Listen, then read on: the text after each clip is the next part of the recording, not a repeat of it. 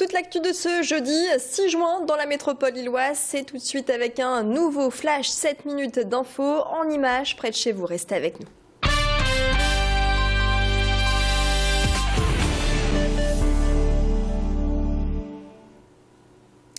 Dominique Strauss-Kahn pourrait bénéficier d'un non-lieu dans l'affaire du Carlton. C'est ce qu'a requis le parquet du tribunal de Lille. Rappelons que l'ancien directeur du FMI a été mis en examen pour proxénétisme aggravé en bande organisée.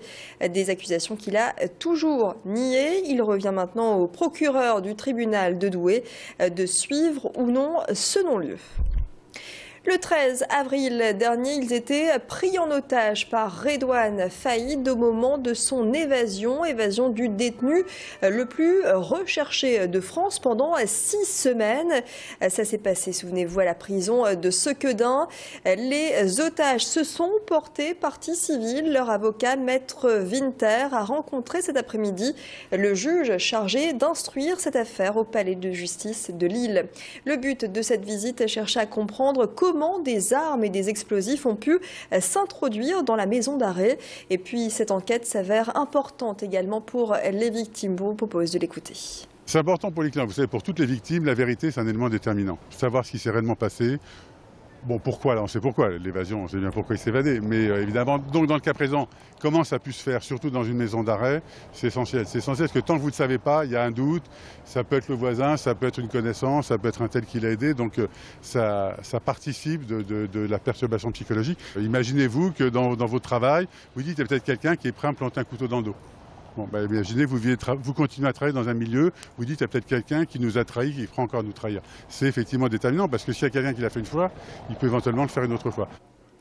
Il s'agit de resserrer la coopération entre la police et la Poste. Les cadres de la Poste ont visité aujourd'hui les locaux de la DDSP, la Direction départementale de la sécurité publique du Nord. L'occasion de mieux connaître le travail de chacun et d'identifier les interlocuteurs privilégiés. Cette coopération est censée renforcer la mission de service public de la Poste et lutter contre les agressions, les intimidations, encore les vols à main armée. Le département du Nord est une zone de grande affluence tant pour la Poste que pour les services de police. La mission de service public de la Poste, qui consiste notamment à payer un certain nombre de prestations, on sait que c'est à partir de telle ou telle période du mois qu'on va avoir des personnes souvent fragiles qui vont se rendre à la Poste pour récupérer des fonds. Peut-être que c'est à ce moment-là où il faut négocier avec, au niveau local entre le commissaire de police et le responsable de la Poste, une présence un peu accentuée à ce moment-là pour rassurer les populations et peut-être pour éviter non pas des agressions contre la Poste, mais des malfrats qui pourraient s'en prendre à une personne âgée ou à une personne fragile. Cette initiative, à présent, direction le collège Franklin à Lille, et c'est une première, la journée du sourire. Objectif pour tous, la courtoisie. Les élèves étaient invités à se respecter tout simplement et à faire un effort de tenue vestimentaire. Les joggings ont laissé place à des jupes chez les filles et aux costumes chez les garçons qui, pour certains, avaient même sorti la cravate. Une journée placée sous le signe de la bonne humeur en échange de smileys, ces petits stickers que les élèves arboraient sur leurs vêtements. Quelques réactions au micro de Macha Grunessen. La cravate et un petit polo qui va avec. Ça change un peu. D'habitude, je suis pas comme ça du tout. Alors qu'est-ce que tu as mis pour jouer le jeu?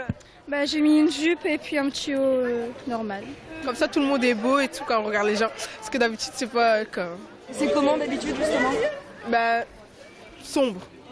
Ils ont l'habitude de s'habiller en survêtement pour avoir l'air cool, comme ils disent. C'est rigolo, c'est un moyen de rigoler parce qu'on va sourire toute la journée. Au chapitre santé à présent, allergies respiratoires, de la peau ou encore alimentaire. Elle concerne 30% des nordistes.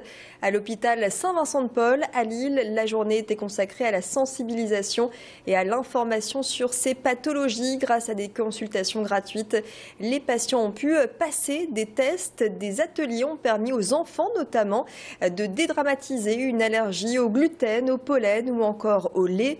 Sans oublier les allergies respiratoires en tout genre. Il faut rappeler qu'il existe des traitements adaptés à chaque cas, crème ou encore médicaments. Il fait du bien au moral, ce soleil qui s'est installé sur la métropole lilloise après un hiver long et rude et un printemps qui s'est fait attendre. À quelques jours de l'été, le beau temps est enfin d'actualité. Voyez ces images qui font plaisir car les nordistes retrouvent les joies de la balade, des terrasses et des jeux de plein air. Des promeneurs heureux de profiter des beaux jours en ce jeudi. Nous les avons rencontrés, c'était cet après-midi du côté de la citadelle de Lille. On a plus envie de faire un petit dîner ou un petit déjeuner en terrasse qu'avec ce temps, quoi. C'est clair.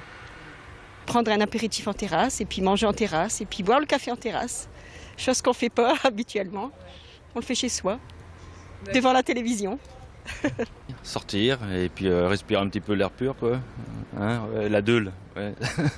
C'est sympa, quoi. Ouais, faut venir à la citadelle pour bien visiter, quoi. Et à pied, quoi. Pas en voiture, ça change, quoi. Voilà.